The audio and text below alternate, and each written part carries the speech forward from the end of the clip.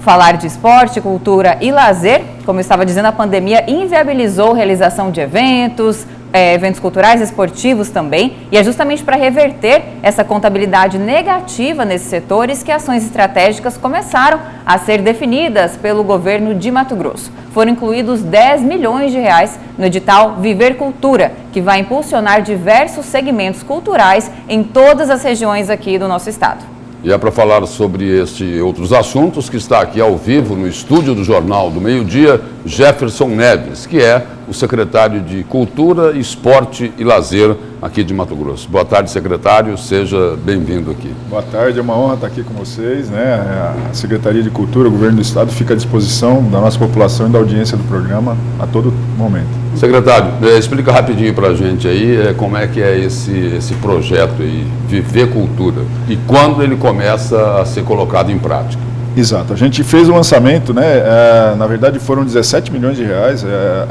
O Viver Cultura é um desses editais que a gente colocou na praça para fomentar, e ele tem pauta livre, né? Pode ser das artes plásticas, da música, e, enfim, das várias manifestações culturais que a gente tem. São projetos que vão estar lá à disposição para todos aqueles proponentes, né? E tem um limite de valores para aqueles interessados? Tem. Cada pauta tem um valor específico, né? O audiovisual é um pouco mais, né? Porque demanda uma equipe muito grande, a música é um pouco menos. Então, assim, são vários valores. É um edital muito grande, né? Mas a gente tem também o edital Estevão de Mendonça, que é o de estímulo à literatura, né? Para novas obras, né? Que a gente vai ter novos autores sendo acessados aí nesse edital também, que vai disponibilizar 3 milhões de reais para isso. Tem também o edital da restauração do patrimônio histórico, né, que a gente quer fazer com que os patrimônios históricos aí em todo o interior do estado, também na capital, eles recebam a restauração e a valorização que precisa. Então, é o governo do estado fazendo esse investimento na cultura para que a gente tenha, né, esse desenvolvimento, principalmente, como você disse, que foi esse segmento que foi tão atrapalhado nessa pandemia, né, que foi o primeiro a parar e quase que o último a voltar, né, com seus movimentos. Secretário, Mato Grosso tem se destacado em relação ao esporte, né, times daqui chegando aos principais campeonatos brasileiros. Esse edital também envolve questões desportivas e eu gostaria que o senhor nos atualizasse em relação ao Bolsa Atleta, porque em outros governos ele ficou ali bem defasado, né, faltou investimento. Agora está acontecendo alguma mudança para que a gente volte aí a ser ainda mais destaque nacional em algum segmento do esporte, além do futebol também, né? Graças a Deus, essa é uma pauta excelente que a gente tem. O Bolsa Atleta ele é um projeto que foi criado em 2004, né, e ele originalmente era para atender os atletas em duas categorias apenas, atleta estudantil e atleta nacional, né, atletas mato-grossenses que ficassem entre os 5 melhores atletas do país recebiam um apoio financeiro durante 12 meses. E quando a gente entrou em 2019, por conta da crise financeira do estado, a gente não conseguiu incrementar ele. Então, o que a gente fez, né? A gente colocou como missão só fazer o pagamento dele em dia, né, de todos aqueles atletas que tinham direito. A gente trabalhou bastante para fazer o pagamento deles em dia. Manteve e conseguimos os que já estavam, mas não fazer isso. Exato, não novos. Incrementamos. Aí em 2021 a gente incrementou para 151 atletas atendidos no estado, né? Aumentou 151? um pouquinho, isso. Aumentou um pouquinho a receita. E esse projeto ele funcionou tanto, ele deu tanto resultado que aí o governador nos autorizou a fazer uma implementação de recursos e de categorias que hoje ela chega a atender até 600 atletas.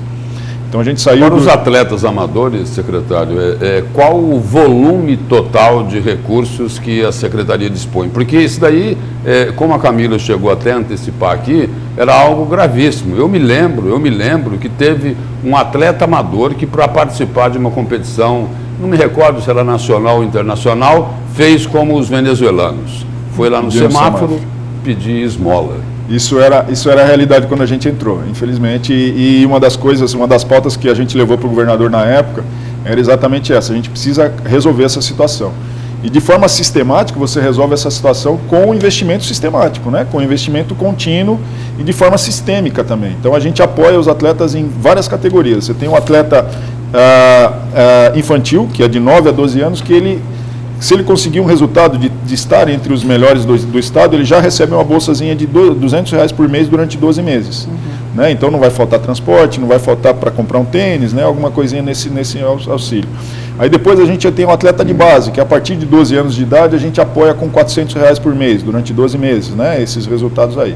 Aí depois a gente tem a Bolsa Atleta Estudantil, que é o atleta que consegue, numa competição nacional estudantil, ficar até a 5ª colocação e ele recebe uma bolsa de R$800 por mês. E aí a gente passa para outra categoria, que é o atleta nacional, que é o atleta a partir de 17 anos, de 14 anos de idade, mas que consegue esse resultado numa competição nacional, e ele vai receber uma bolsa de R$1.200 por mês durante esses 12 meses. E aí a gente tem um atleta internacional, que é o atleta que vai receber uma bolsa de R$2.000 por mês, né, que já tem resultados, né, que é aqueles atletas de mais alto nível, né, que tem os resultados em competições sul-americanas, pan-americanas, e a gente criou uma outra categoria, que é a cada 4 anos, né, que é o Prêmio Mato Grosso Olímpico, que agora no ano de 2021, na Olimpíada de Tóquio, a gente premiou 8 atletas matogrossenses, né, que foram convocados para a Olimpíada com um prêmio de R$30 mil por essa convocação olímpica.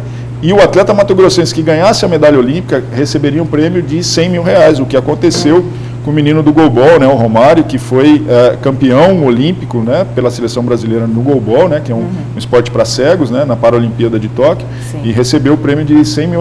Então acumulou o prêmio aí da convocação e da participação olímpica de R$130 mil.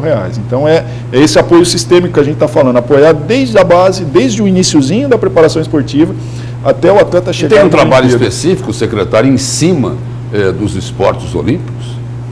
O que acontece? A gente, não que a gente priorize os esportes olímpicos, mas nos esportes olímpicos você tem uma organização um pouco mais efetiva, porque nos esportes olímpicos você só pode ter uma federação por estado. Né? Só tem uma federação de voleibol, uma federação de atletismo, uma federação de natação. Então essa organização é muito mais fácil. Quando o cara te diz que é um campeão brasileiro de voleibol, ele só pôde participar, só teve uma chance por ano. Né?